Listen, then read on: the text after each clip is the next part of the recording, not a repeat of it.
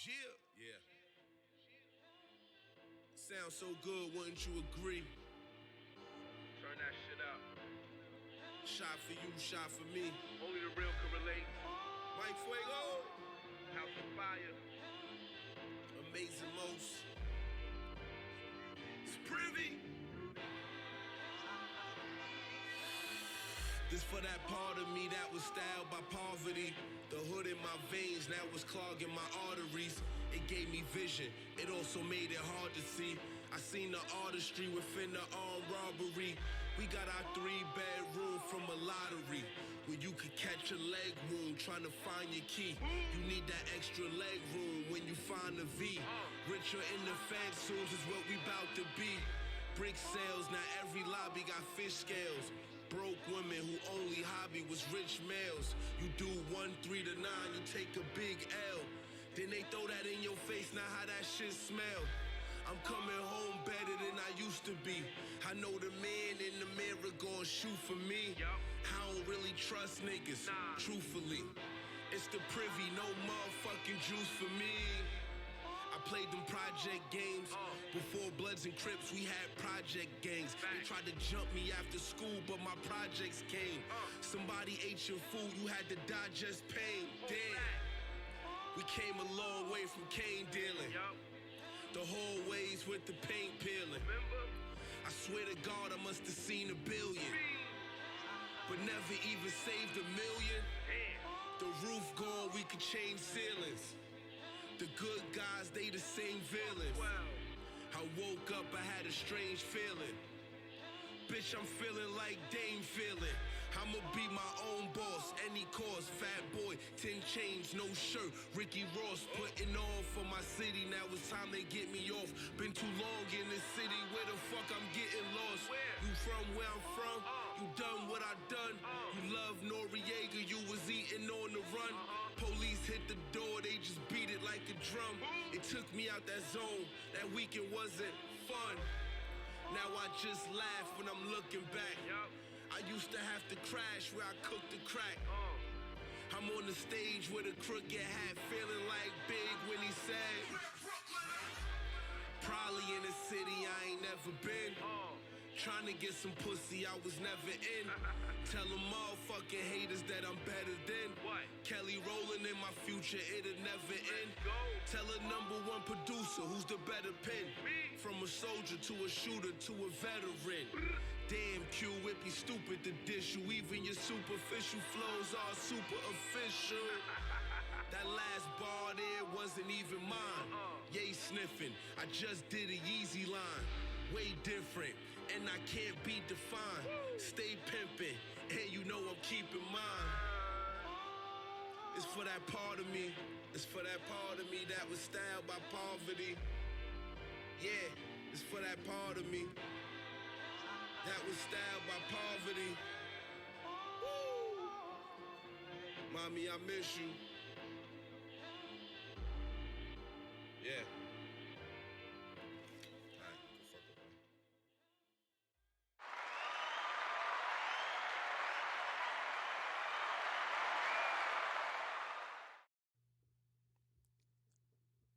Peace to the gods and earths and all the positive people in the universe. My name is Anthony GMATH WOMBLE, and you're now listening and watching Styled by Poverty, the Oddcast, brought to you by the good people of the VANDAL Hour and S.STREET Media. Make sure you check us out on our YouTube page at S.STREET Media. Make sure you share, comment, and subscribe. That will be live. You know, this episode is called My Golden Era.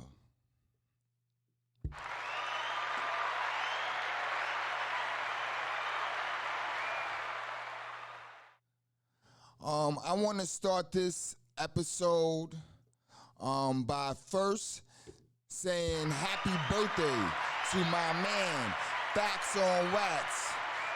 You know, one of the hosts of the VANDAL Hour. I did a lot of dope, creative shit with my friend. So shout out to him. His birthday was yesterday. I want to give a shout out to him. Shout out to my man, Facts on Wax.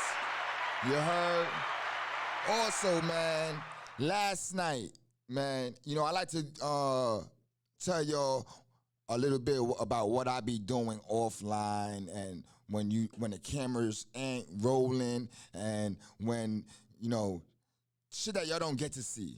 So last night, S.STREET Media and Diz the Icon, we put together a dope event in Williamsburg. It was a listening party for Diz the Icon, his Make 'Em Suffer Volume 3 mixtape. It was dope. A lot of people came out. Shout out to everyone that came to the listening party, all the vendors. Shout out to World of Rama. Shout out to Phantom of the Beats. Shout out to Rolly the Big Loco. Shout out to Legacy. So many people was in the building last night. Debonair, Skanks the Rap Martyr, even Lunchbox was there. We had all our family, my tribe was there, man. So we had a great night, man. He played the music. Rolly the Big Logo was the host of the night. He played the music. The music is, I'm gonna say, it's classical, man. It's classical, man. Even on a mixtape level, it is classical. It's timeless. He's not trying to keep up with the trends and shit that's going on out there right now. The guard Diz put together a dope mixtape, man. And we chilled after the joint. Me, him, Legacy, Rolly the Big Loco. Man, I didn't get home till like 2:30, 3 o'clock, shit like that, somewhere around there.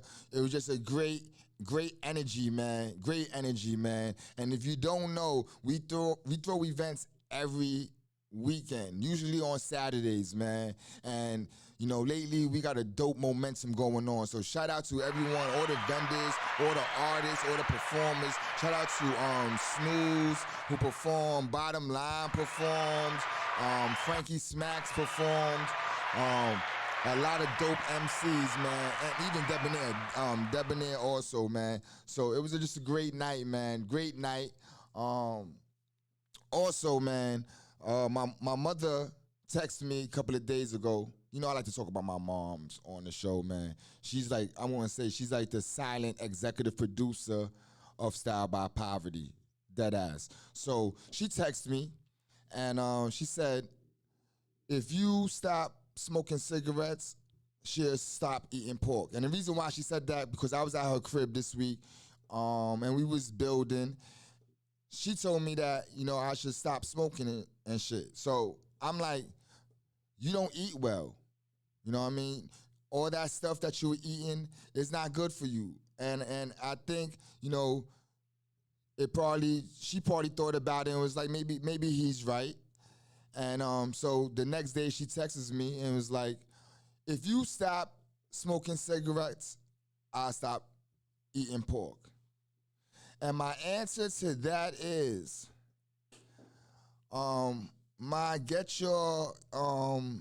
get your bacon ready for this week and next week.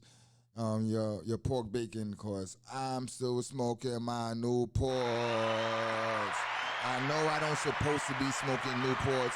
I know I'm speaking all this positive shit on this platform, but I smoke cigarettes, man. I've been smoking cigarettes since 13 years old, 14 years old, over 30 years.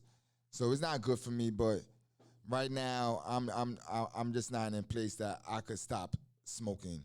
I'm not gonna lie to you. But let's get off them cigarette subject. On some topics that I have for this week, man. I know you're paying attention, man. The numbers is looking crazy. So, you know, I like to bring to your different things that be going on in my mind. And I know it goes on in a lot of other people's minds. Different stuff that I'm watching, reading, coming into contact with. So one of them things that I came into contact with, which is really, really for my people who like crime movies or crime television shows. I was a fan of The Sopranos, man. How many of y'all was fans of The Sopranos? The Sopranos was one of the best written HBO shows or television shows, period, man. The main character, Anthony Soprano, was a classically written character. All the supporting characters, Paulie and everything. It was a dope show. And a lot of people, when the show ended, they wanted more, especially with the ending, which I did not see. I was locked up when the last episode of The Sopranos came out. So I didn't get to see the last episode, but from what I'm hearing, it was kind of like trash. It didn't say, it didn't give you too much. You know, they were in a restaurant and the lights went out as killers came into the restaurant, if I'm not mistaken. We didn't see no bloodshed. We don't know if somebody died. We don't know what happened. So you're just supposed to assume that the family was killed. I didn't really like that ending, even if I didn't see it. From what I've heard about it, I wasn't too happy with that. But now they got a show, pardon self, a movie that's coming out called The Many Saints of Newark. Man, The Many Saints of Newark. I gotta see this. I'm not gonna lie to you. It's based on a young Anthony Soprano growing up in the most dangerous era in Newark history, Newark, New Jersey history. He idolizes his uncle Dickie Motasanati, I don't know how to say his name, and that's who influences Anthony Soprano to become Anthony Soprano. That's what I'm hearing from the trailer that I seen. So I don't know. I think they should have made this into a series. I think they should have continued the series, but maybe they don't feel like just writing 20,000 episodes and stretching this shit out, and they just want to get straight to the meat of it, the core of it, and hopefully we'll probably be seeing more more movies of The Sopranos instead of seeing the television shows. What I'm also seeing in the trailer is that they have a lot of the characters that was on the television show actually in the movie. They're just playing their younger selves. Like, instead of having the gray hair, they got black hair. A few of them I seen like that. So that's crazy. I gotta see this. If y'all see this before I do, please let me know how you feel about it. I have high hopes for The Many Saints of Newark. Also, I caught up on all the episodes of Wu-Tang, An American Saga. And let me just say this. Hands down, one of the best written television shows out right now. It's on Hulu. I try to watch it on YouTube, and the episodes was low. They kept repeating, so you can't even steal the episodes no more. Back in last year, you was able to watch the episodes without having to pay for Hulu. So that's crazy. Whoever is bootlegging the joints on YouTube, y'all are doing a terrible job. A terrible job, man. What happened to the old school bootleggers who used to tape the joints in the movie theater? Those joints was good copies, good bootlegs, man. You know, you had a few bullshit ones, but the majority of them, there was good bootlegs out there, man. These days, these cats can't bootleg shit. That YouTube version is low. It looks like it's terrible quality, and it keeps repeating. One scene you gotta watch 3 times while it's happening. It sucks. So I was able to catch it at my friend's crib, man. I watched every episode. I'm not gonna lie to you, man. The shit was crazy, man. If y'all Wu-Tang fans like myself, it's crazy. The Protect Your Neck, while they taping, they show them taping the Protect Your Neck, in the television show, they show them taping Protect Your Neck. It was crazy, man. It is crazy. First of all, even when Bobby is putting the beat together and the visuals that's behind that is crazy. I don't want to give it away, but the the visual scenes of Wu-Tang and American Saga, especially the scenes when they doing music, it is crazy, man. Also in the show, you're starting to see that Ray and Ghost, who was enemies in the first season, are starting to become cool with each other. Not that fast though, but you're starting to see the beginning of their friendship. Also, Power in the television show, you're seeing him putting all his drug money into Wu-Tang. He actually sells his car. He puts all his drug money into their shit so they could go to the studio, get equipment. So you actually seeing like how they really did this, man. And you know, for a person who grew up in that time like myself, it's when you seeing what they did, I'm saying to myself, damn, why we didn't do that? Why we didn't do that? Why didn't we believe in ourselves that much that we did this crime shit and invested it into our musical careers, man? I was down with a crew called Doom Squad, aka Diamond District from Williamsburg Projects. If you know, you know. And man, my man Dupreme, he had the plans similar to this type of stuff, but we just wasn't aware of it happening or seeing it through. I don't know. I can't explain it. Our mindset, maybe we was young and naive. Our mindset wasn't there yet. But he definitely had the idea back then. But there's a scene on a boat in one of the episodes. Crazy. It's like you seeing them actually coming together, uniting to become Wu-Tang. And like, it's crazy, man. It's crazy. I know this ain't the exact way it happened, but the way they're putting this in the television show is dope. It's dope. So shout out to RZA, man. And shout out to everyone who's behind the Wu-Tang American Saga television show. I know Method Man is one of the executive producers, and pardon self, RZA, Method Man, and there's another person that's the executive producer. So it's really is being brought together by the people who was there and not by just like Hollywood. They getting to tell their story by them, for them, by them. So check that out. Make sure you check out that Wu-Tang American Saga joint, man. Catch up on that joint. So while I was watching the Wu-Tang joint, I somehow bumped into the Wonder Years pilot. And if y'all listened to my show last week, I was really hyped on seeing the Wonder Years reboot, which was being done through black people's perspective. Now, I didn't know they was gonna change the characters' relationship though. I didn't know that they was gonna tell a new story. This is a new story. This is a totally new story. I'm not gonna lie, emotionally, I didn't connect to it. I don't wanna give nothing away about the show, but I didn't connect with it.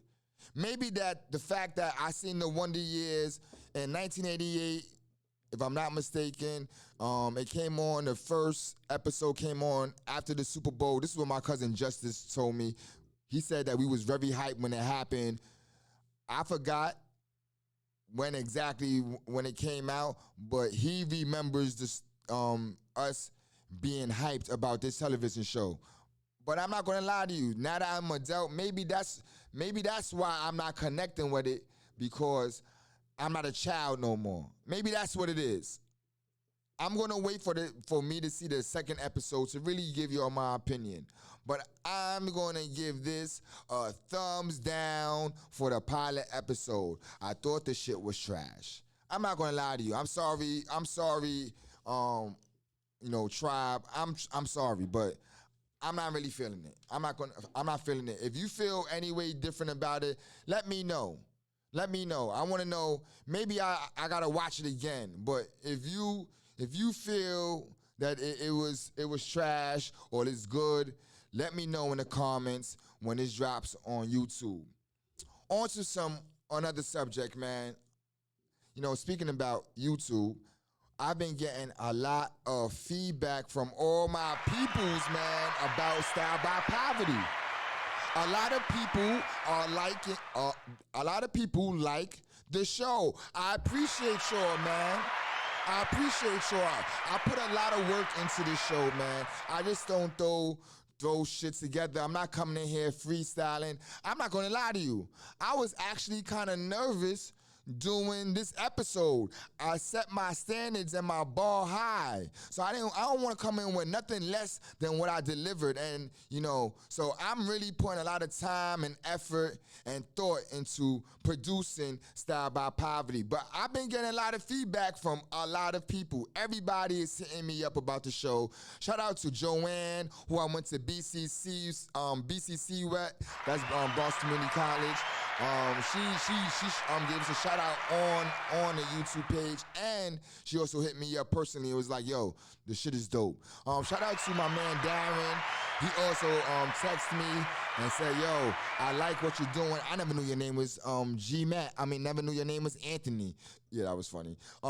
So he gave me he liked the episode a lot. He gave me a good rating on the show also. My sister Mo, she's always commenting on the YouTube page. So she gave she's liking what I'm doing, what I'm coming with. My man Jay Diddy, he's always supporting. Shout out to my sister and Jay Diddy. Somebody on the YouTube channel by the name of Monty Crisco, he liked the episode. Also, my man, the Bad Seed, man, who hopefully I will have on Style by Poverty. He also liked it. Yay Vetta. We've been getting a lot of feedback. A lot of good feedback, man. So shout out to everyone who's supporting. If you don't know, you know, one of the episodes is almost at like 3,000 views, man. Thank y'all to y'all. Thank y'all to everyone around the world who's been who's been supporting, man. The show is doing well. We're getting a lot of good feedback. We averaging around 150, 200 views every episode for a show that I started recently, 8 weeks ago.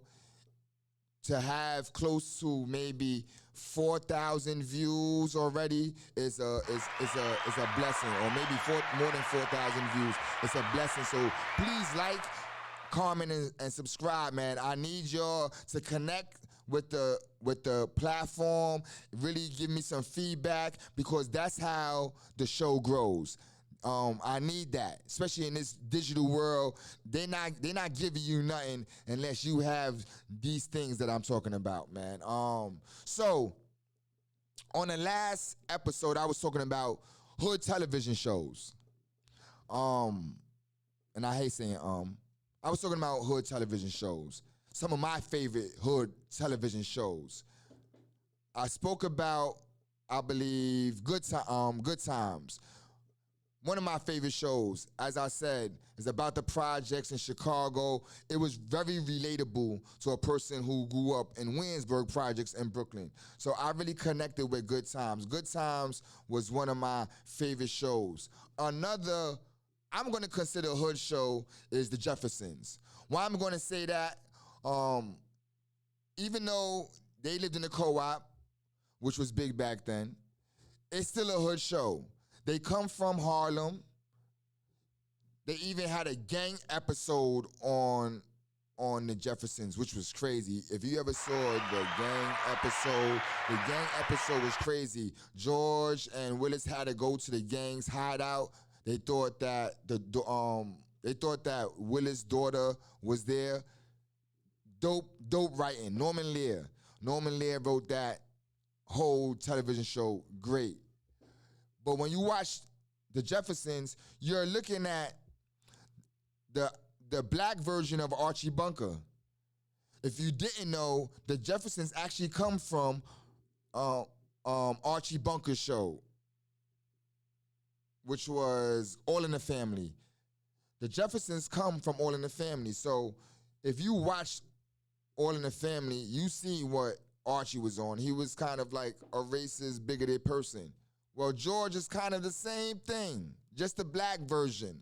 So them leaving, George originally was living across the street or right next door from the bunkers. So they planted the seed character of Lionel, George, and Wheezy, and they even had a different George at that time, if I'm not mistaken. They had a different George for a little while, and then the Jeffersons get their own show. And normally it was behind both shows. So the Jeffersons to me is, I rank that high when it comes to hood television shows. I'm not gonna lie to you. After doing a lot of research on hood television shows, I found out that there isn't too many hood television shows. You can't say Different Strokes is a hood television show. The Cosby Show wasn't a hood television show. Girlfriends wasn't a hood television show. So it ain't too many black hood television shows. Sanford and Son, I'm gonna consider hood. They was in Compton, California. The whole storyline was hood. So I'm gonna say the Sanford and Son will be my next one, black-wise. But it wasn't that many black hood television shows. I'm gonna say, nowadays you got Snow and all the joints that 50 Cent is doing, the Power, or the Kane, whatever the whole Power series. So you got a lot of black hood shows now. But I'm gonna consider The Sopranos a hood show. The Sopranos, even though it was white people, it's a hood show. And it was a great hood show. Probably one of my favorite hood shows, man. And as we just said in the beginning, man, Sopranos is classic. Shameless is a hood show. I never watched Shameless. My mother watches Shameless. My mother loves Shameless. I never watched it. My man from Fargo was in there though, so I gotta check it out. But my mother loves Shameless. Shameless is a hood show. Shameless is a hood show. I'm gonna even consider Married with Children a hood show. Married with Children is a hood show. They are poor white people in Chicago. And Al didn't have it. And they was doing a lot of hood shit. Bud became a rapper. That's hood. He tried to, he wanted to be a rapper. That's hood. So I'm gonna even consider Married with Children a hood show. So a lot of the hood shows ain't even in black.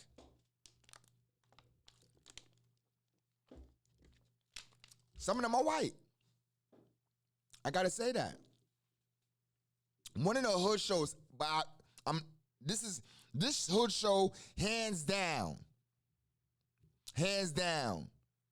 is one of the best hood shows, and that's the PJs.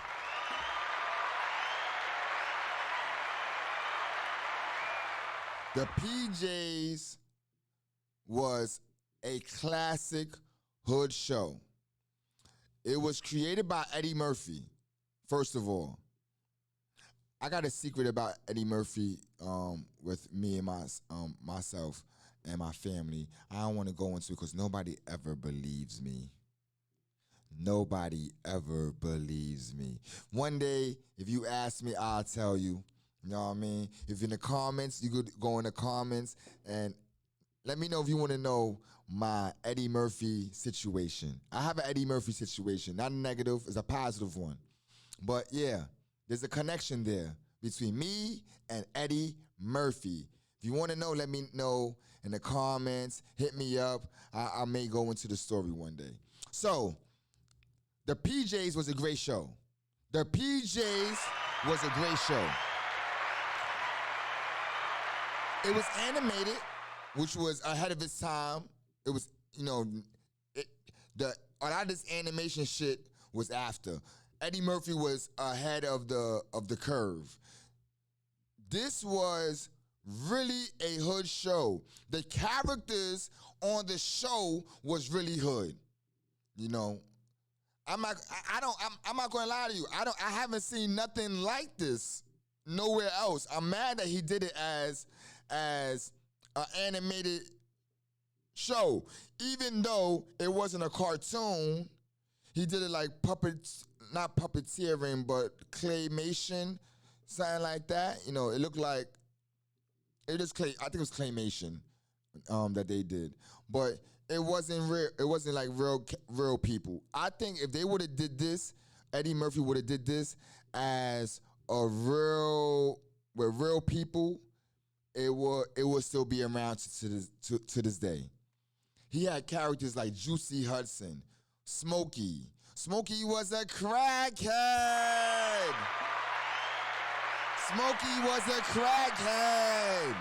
Come on. Crazy, man. Thurgood was the main character. He was funny as shit. I think that was Eddie Murphy himself, if I'm not mistaken. But Rasta Man, if I'm correct, he was the person that is walking around with a cloud of smoke. Come on, man. It was like Pigpen with Charlie Brown, but with Bud. Eddie Murphy was ahead of his time. Mr. Sanchez was like any Puerto Rican that I ever grew up with in the projects, like Uncle or Pops. These characters I could connect with, you know? Like when I think about the Cosby Show, I couldn't connect with the Cosby Show. It had some funny moments to me, but I really didn't connect with the show. But with the PJs, I connected with this show, man.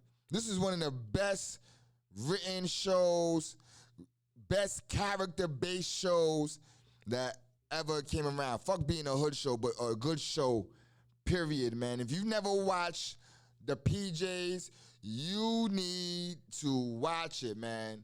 I think it's on like one of the streaming channels somewhere, man. But you need to check that out, man. You need to check it out. It was classic. It was classic. It was classic. So, you know, I named this episode My Golden Era. If you are a loyal follower of Style by Poverty, then you understand each episode. I don't say episode 1, 2, 3, 4, 5, stuff like that. I named the episode as, like, you know, if you ever watched Frasier, and before every scene he had like something written out, or not written out, but you know, a title. That's basically what Style by Poverty is. I kind of do the same. I kind of do the same thing, but in the aspect of podcasting. So every podcast and its title coincide with each other.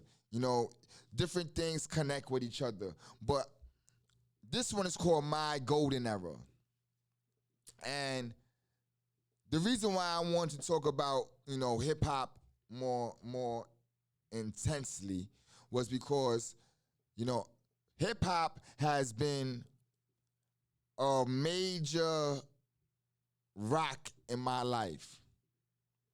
When I was introduced to hip hop officially, because I was introduced to it in a couple of different ways, but when I was introduced to it officially, I never wanted to stop listening to or being a part of the culture of hip hop. My first true interaction and understanding of hip hop came around 1985. I was in PAL, and I was in a basketball program, and a lot of people from our projects was in this program. You know, shout out to my man Ahmed, who I just spoke to this last week about being in PAL, because PAL was I was probably about 9 or 10 at the time, and it's where a lot of things in my life changed, or it became in a deeper meaning to it. My eyes opened up a little bit more. The veil of naiveness lifted a little bit, just a little bit, but it lifted a little bit, you know? So 1985 or 86, I'm in PAL, I'm in basketball. They had karate and gymnastics also. I wanted to be in karate. I'm not gonna lie to you. I wanted to be in karate. This is during the time of Saturday night kung fu flicks. I'm addicted to this shit. You know, I'm on my bed thinking that I'm gonna become a samurai or a black belt off of watching kung fu flicks. I was a Bruce Lee fanatic, still am. Just was watching some Bruce Lee documentary stuff on YouTube last week. But this is during that time. And I guess everybody else wanted to be in the karate class too, because I couldn't get in. The only thing they had space was gymnastics and basketball. And gymnastics had all the girls. They had all the girls. I think my cousin Justice went to gymnastics. All the girls was there. All the beautiful girls of 1985 was there. But I was into karate, and I didn't get into karate, so I chose basketball.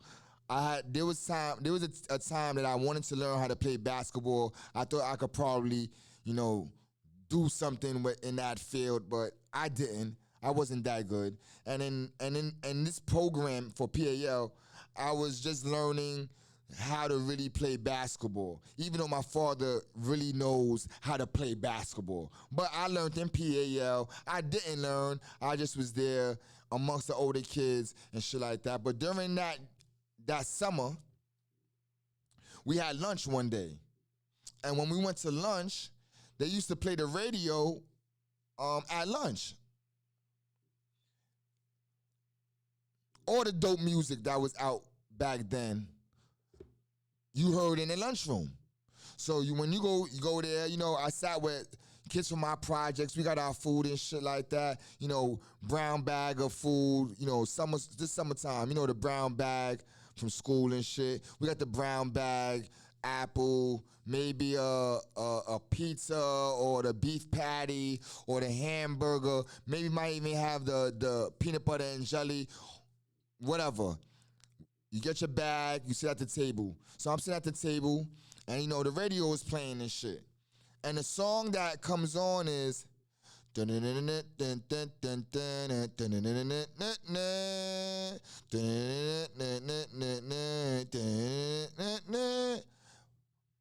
it wasn't Inspector Gadget.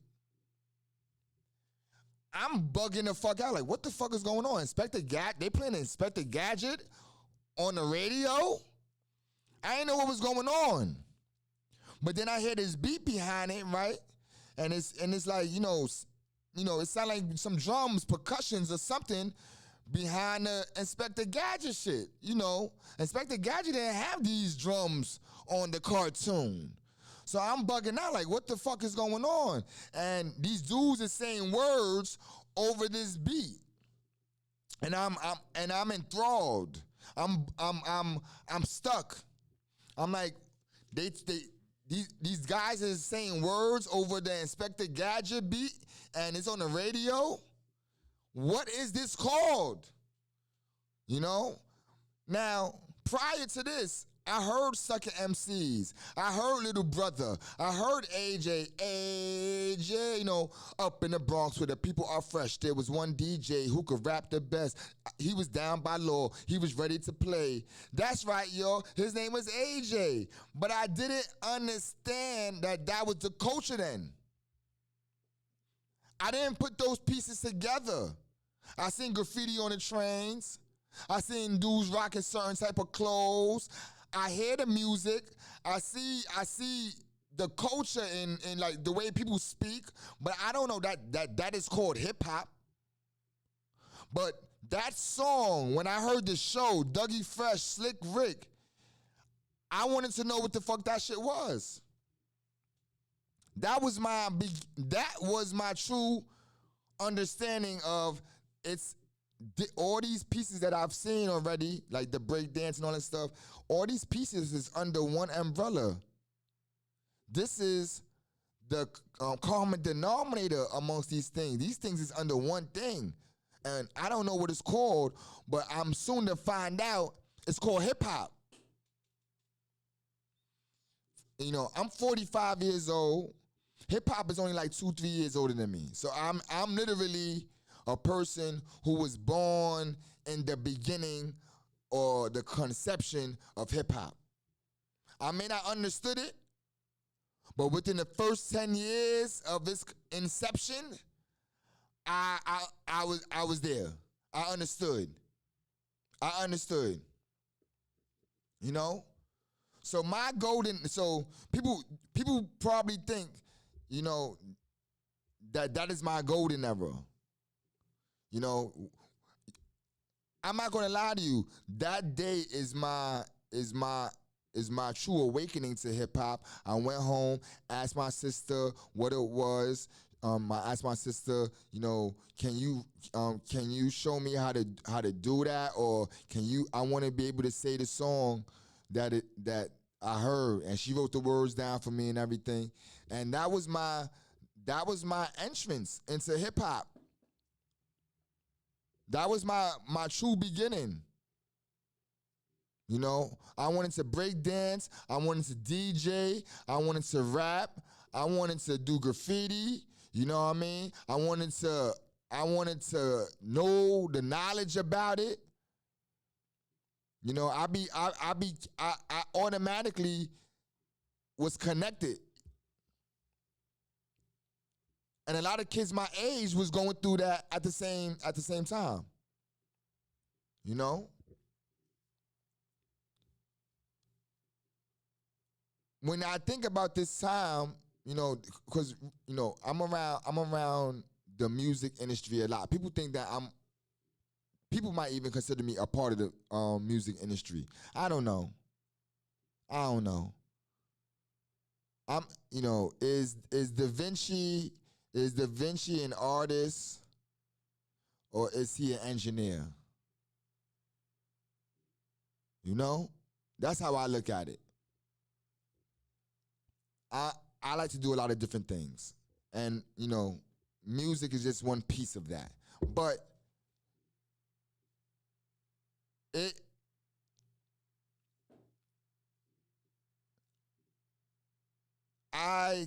me connecting with it, people come to me and they be like, yo, what's your golden era?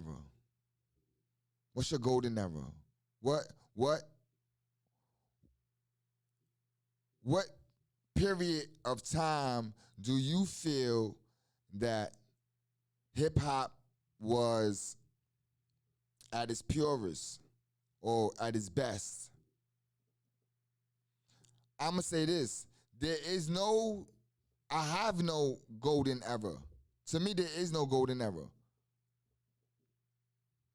I like hip hop every decade. When it evolves, I evolve with it.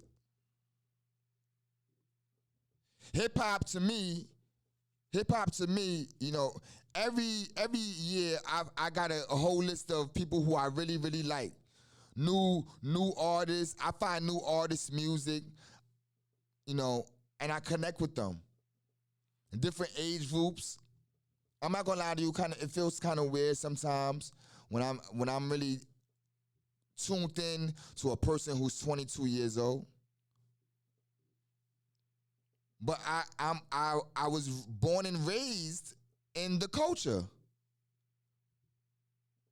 I don't forget what it was, but I love what it's becoming. And I evolve with it.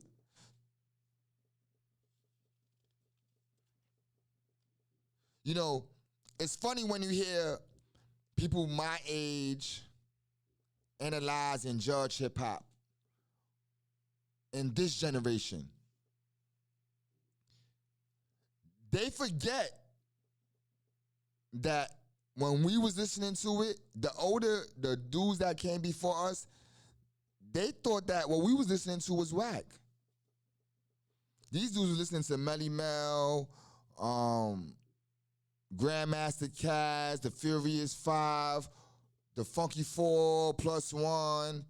So now we listening to KRS-One, Rakim, Kool G Rap, A Tribe Called Quest, De La Soul. They looking at the older, the elders that came before us. They looking at our generation as that shit is whack.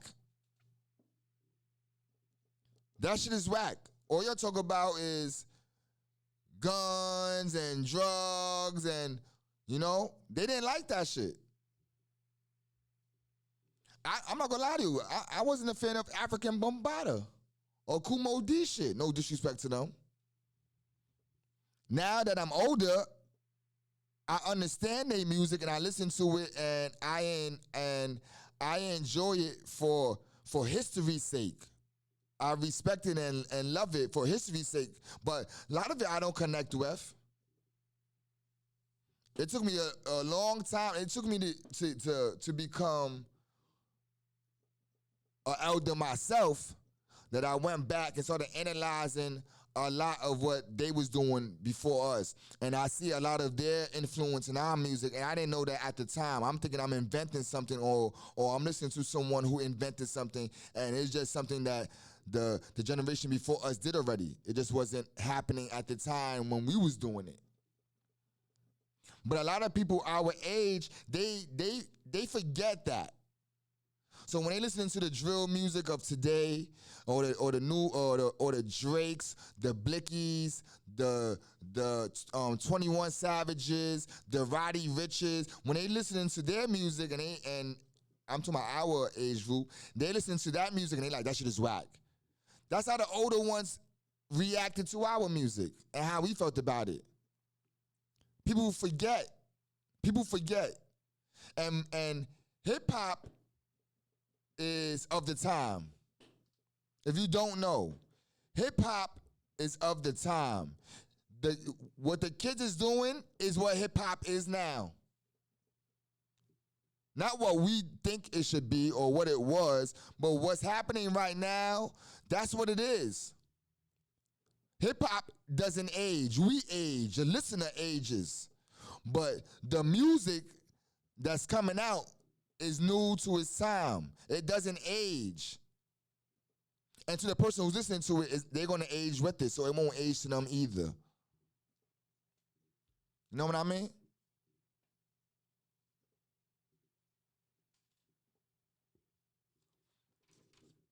I'm listening to, right now, you know, people be asking me, man, yo, who you listening to? Who you feel is popping right now? You know, as I said before when I lost my train of thought, my bad. I'm involved in the industry, but I'm not really, you know, I don't do music. I'm not trying to manage no one. I'm not a producer, you know? I'm a media person. I'm a person who, one of my worlds is media, so I'm around it. And maybe some might even say that I'm a part of it because I do media and journal and I journalize the culture. If that's a word, I might have made that up. My bad. But I don't feel that I'm part of that world. So I listen to hip hop now purely from like a fan basis. I don't really look at it from a business sense. And if I do look at it from a business sense, it's in the private corners of my thoughts. You know, it's not something I put out there. You know? But some of the people that I'm listening to right now, they're not on mainstream radio. You know? You're not hearing them or you might catch them once in the blue moon. You never know. Or Hot 97 or 105. But they're not in a daily rotation of these radio stations. If you want to hear these people that I'm about to talk about, you gotta go to the podcast stations. You gotta go to the underground stations. You gotta go to them, like them 89.9s. Now you can find music everywhere. You gotta really search YouTube to find out who these dudes and women are. But I'm listening to a lot of dope people, man. I'm listening to the Honey De Niro's. If y'all don't know who Honey De Niro is, Honey De Niro is one of the illest spitters, male or female, coming from the Bronx, also by way of Brooklyn. Dope. She's working right now with 6 Man Entertainment, man. And you got Team Demo.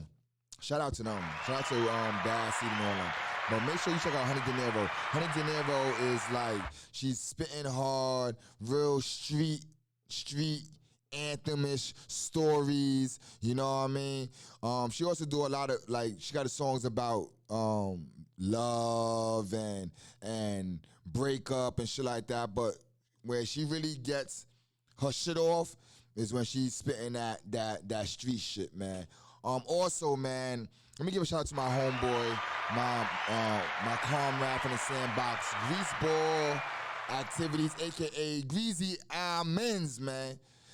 Boy, the guard is like, he's on his own shit. He's not following what everybody's doing.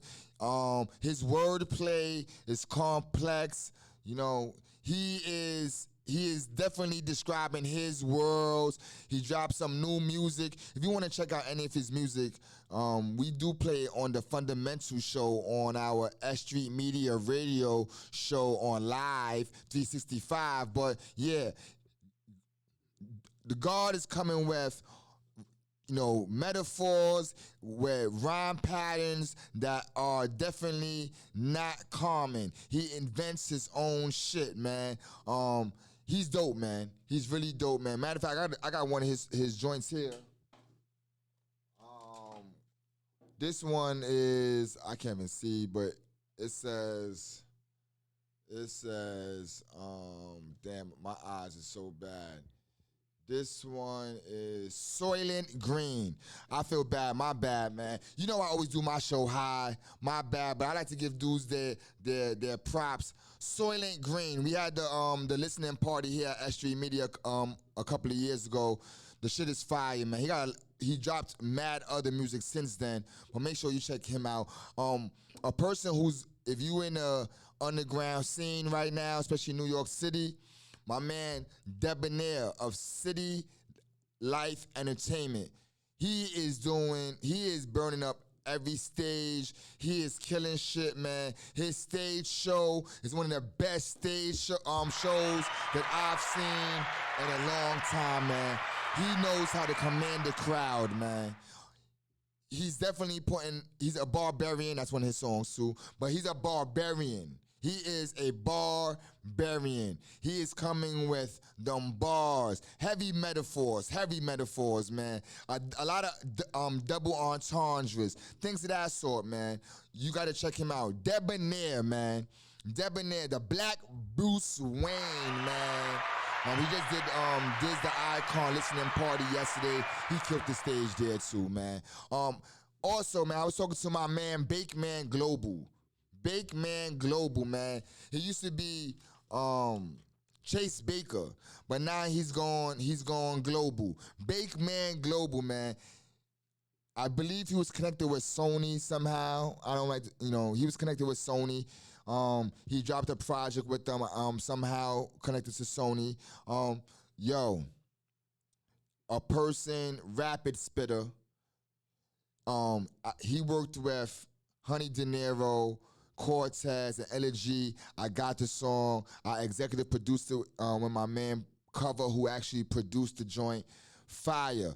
Bakeman Global, man. He is one of, I'm going to say, the future GOATs of spitting, man. He's one of the future GOATs. You hear me saying it, man. I'm saying it right now. It's coming out of mathematics fucking mouth. Pause. Big Man Global is one of the greats doing this shit. Rhyme-wise. He is complex as Eminem, man, but the black version, respectfully, you know. Also, I got a dude coming out my project. His name is Scotty Optimo. I've been working with the guard since he was a youngin', before I went to prison. He is one of Williamsburg's finest. He's a native son of Williamsburg. I push the young guard shit. First of all, we almost like family. That's number one. Number two is I'm supporting anybody who's coming at my projects. If you come from my projects, I'm rocking with you, man. And especially if you nice. If you nice, I gotta be a part of your journey, man. I got to. I can't have someone come out from my projects and I didn't support them. That shit is whack. That shit is crazy, man. That shit is crazy. But he's doing a lot of dope music. Right now, he was on K-Shark Battle. He ate 2 MCs up. Crazy. Smoked them. Smoked their boots. Smoked their fucking boots. But he performs at a lot of my events also. I think he's performing at my event next week, a night on Graham Ave. A night on Graham Ave. He will be performing. Scotty Optimo. His delivery, you know, the delivery is something that it almost forces you to connect with. He doesn't say, he's not speeding words past you. He's not trying to drop some rock camp shit on you. But the delivery forces you to connect with him, man. And his stage presence is undeniable. Undeniable. I think he's one of the big MCs coming out of Brooklyn right now. Also, man, Fever More Fire. Fever More Fire. If you haven't heard of Fever More Fire, you need to shoot yourself, man. Fever More Fire, she works a lot with Ella G. She was actually on the radio, on one of the big platforms too, man. I forgot which platform it was. It could have been Sirius Radio or one of those type, Shady 45. It was on one of those big platforms, and she's dope. She's dope. I've seen her perform quite a few times. She is a monster. She is a monster. She could eat a lot of dudes, rhyme-wise. I'm going to say that. You can quote me on that, man. I'm one of her supporters, one of the people who I play her music. We done interviewed her. She is coming out of East New York. She's coming with something other than. You know, not your average shit. She got a video up there with her spitting in a whip. Crazy. Fever More Fire. Make sure you check her out on Instagram and on YouTube. I was speaking about Ella G, and when I was speaking about one of the other artists, I believe Honey De Niro, but Ella G, man. Let me give a shout out to Ella G. Ella G is coming out of Sumner Projects. Dope MC. He's worked with Mobb Deep. He worked with Sean P. He is one of the GOATs. I believe that he should be getting more props, man. I believe that he should be on mainstream radio. He was already on mainstream radio because he's on Mobb Deep's song, one of the Mobb Deep songs. And you know, one of the, matter of fact, and that's crazy, one of the most iconic verses and songs he's on. Ella G is fire. And he's from my side of the neighborhood, man. You know, Williamsburg, Tompkins, Sumner, Bushwick, Borinquen, Cooper. We all in the same, we kind of like all in the same section. But Ella G, man, he has a web series called A New York Minute, which is fucking fire. He's a writer. He's a Renaissance man also. He's doing a whole lot of stuff. He's been touring also, man. Illa G. ILLAGHEE. Illa G. Dude is dope, man. He's one of the GOATs in the game.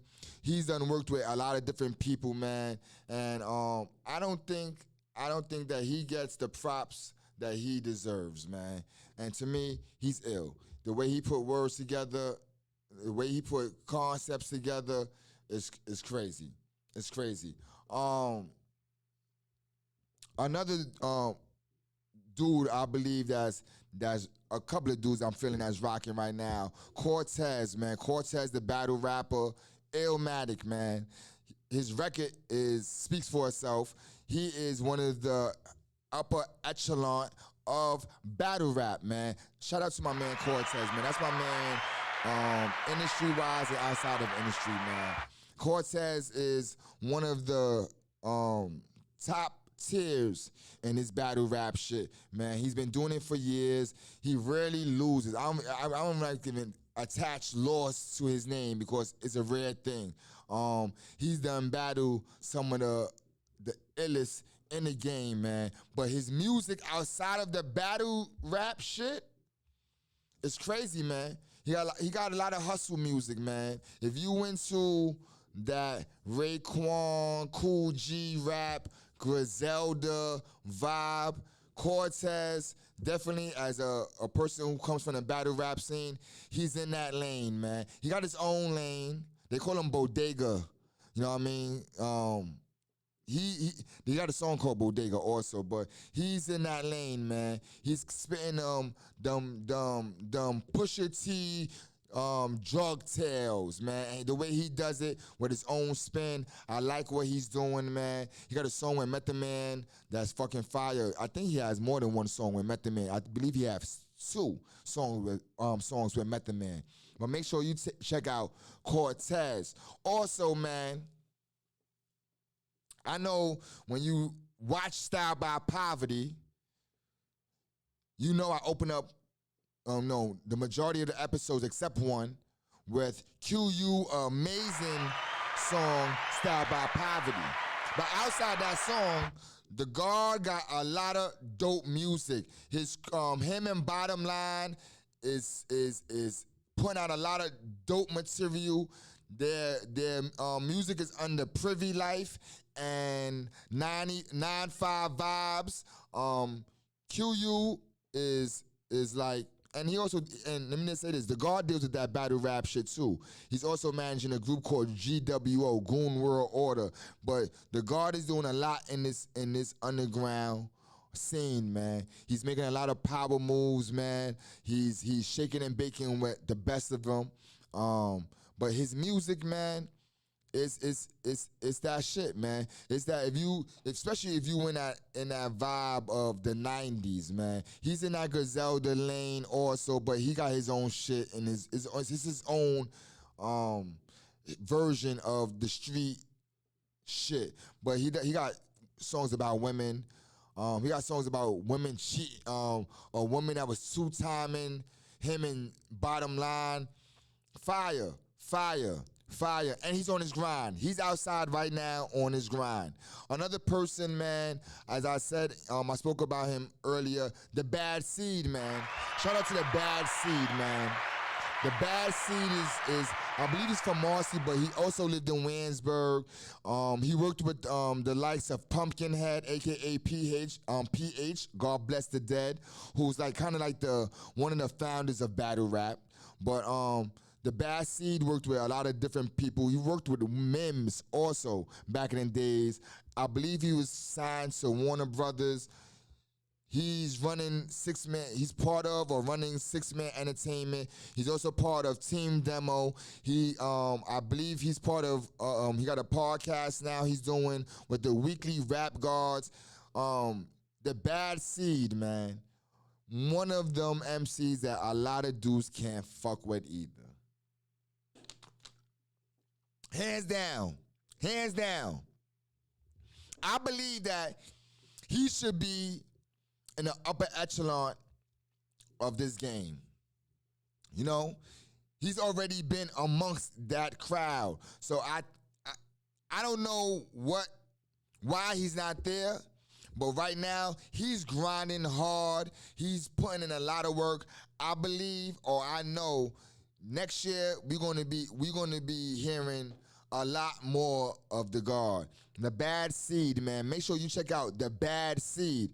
And I can't forget my man, Free God, Wild Kingdom, man. If you don't know who Free God, Wild Kingdom, he's also working with The Bad Seed, Honey De Niro, Team Demo, Six Man Entertainment. Yo, the God is the modern day Cool G rap from the Bronx, man. You hear me? He is the modern day Cool G rap from the Bronx, man. He's telling them straight hood ghetto tales, and his delivery is different. He don't sound like everybody else. Let me say that.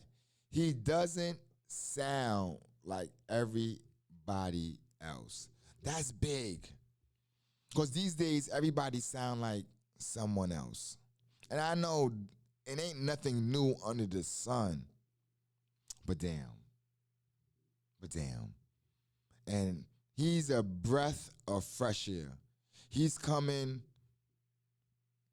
gritty, gutter, gangster, all rolled up into one, flowing over a beat fluently. You know, no stumbling or nothing. He's floating over the beat, man. He's floating over the beat, man. These are some of the people I'm listening to, man. Let me say this. I have a lot of more MCs that I could have named. I just want to give you a piece of who I'm listening to, man. These are the people that I'm supporting. These are the people that, you know, I'm listening to their shit, man. I'm following what they're doing. These are some of the people. I have more. In a later episode, I'm going to go into other MCs, man. You know, you probably wondering who I listen to. Some of the people that I listen to is like the Benny the Butchers, the Conways, the Flatbush Zombies, the Rome Streets, the Drakes, the Roddy Riches, the ESTs, the Moneybag Yos. Those are some of the commercial people that I'm listening to. Why? I'm not gonna lie to you. Rome Streets, dudes can't fuck with Rome Streets. Rome Streets is ill. One of the illest that's out there doing it. Benny the Butcher, Griselda, ill. My son put me up on EST. Yeah, my man Maniac is outside the door. I see you, Maniac. I'm almost finished this episode. I'm about to close out soon, but some of the dope MCs that's up and coming out. Moneybag Yo, man. Moneybag Yo, I like what he's doing. He's southern shit, but he got a twist on it that, you know, his own twist. It is his own twist on it. EST, my son put me up on. I'm not gonna lie to you. My son put me up on EST. Drake, man. I know there's a lot of rumors about him, his music. Somebody's writing for him. Somebody's doing this for him. Somebody's doing that for him. Shit. Who you not hearing that type of conversation about? I'm a Kanye West fan. I don't give a fuck what nobody say. I'm a Kanye West fan. And you even hear those rumors with him. Respectfully. You know what I mean? Respectfully. So I'm not worrying about that. Is it good music? It's good music. That's all I care about. Is it good music? All that other shit, I don't care about. I don't care about, man. I don't care about. I'ma say this.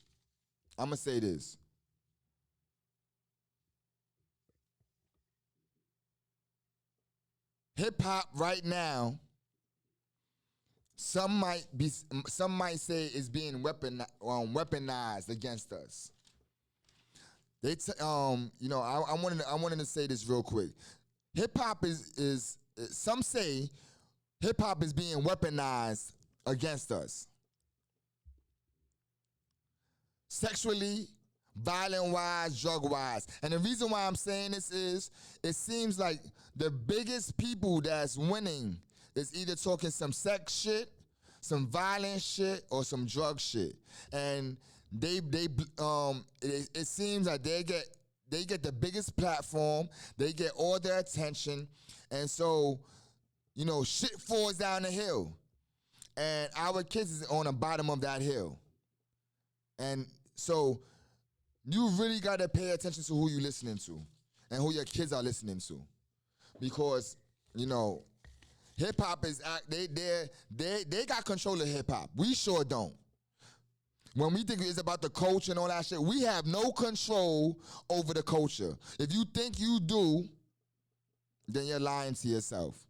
We are just pixels in this matrix. Today's mathematics, before I close out, today's mathematics is understanding.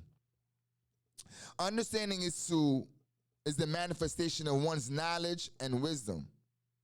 Understanding is to see things clearly for what they are and not what they perceive to be.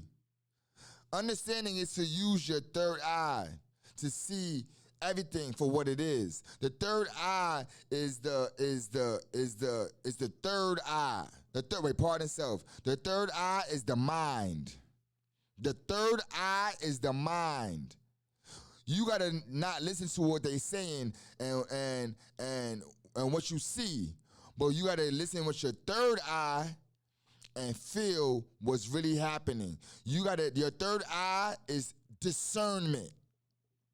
Your third eye is discernment. So today's mathematics is understanding. It's also symbolic to the black child. The black child is the best part. The black child continues the tradition. The black part takes the best from the black man and his black mother and produces the best. It is the cream. Understanding, though, is really discernment, though. I'm going to go into that word another episode, but discernment is real, man. Being able to see and have to see things and have a high understanding of it, to be able to know what's real and what's fake. A lot of us don't. A lot of us just see things on face value. A lot of us just see things on face value and have no discernment. I appreciate y'all chilling with me tonight, man. I want to just give y'all, a little bit of, hip-hop wise, who I'm listening to, and I don't believe in no golden era. My golden era is every year is my golden era. Every year is my golden era. I'm never not in the loop when it comes to hip-hop, man. Next week, I'm going to have, or next week or the week after, I'm going to be talking with a person named S.R. If y'all don't know who S.R. is, S.R.M.B.K. He's a graffiti writer. We're going to be talking about what was going on in the 80s and 90s. We're going to talk about Straight 16. We're going to talk about podcasting. We're going to talk about graph. We're going to talk about hip-hop, man. And me and him have a lot of history together, so it'll be dope. It's going to be a conversation. It's not an interview. It's a conversation. So the guard should be coming up soon. I'm going to give a shout out to all my partners, the 1718 Collective, Get Fed Records, COD Music, Made for Kings, Grind Hard TV, my S.STREET Media family. I told y'all didn't see, but Maniac is in my camera. I got the cameras outside the door. Maniac is coming back. If you don't know who Maniac Experience is, the Maniac Experience is exactly what it is. A Maniac Experience. He's my brother from Cooper Projects. I'm glad he's back. You're gonna when I drop this episode, make sure you check him out also after you watch my episode. I'm Mathematics, Anthony Mathematics Womble. This is Style by Poverty, the Rcast. We are S.STREET Media. You already know what it is. Thank you all for listening to my audio diary. Thank y'all for connecting. I need y'all to make this, to help this grow. So make sure you subscribe, comment, and share to my business YouTube page, which is S.STREET Media on YouTube. And I am out of here. Peace.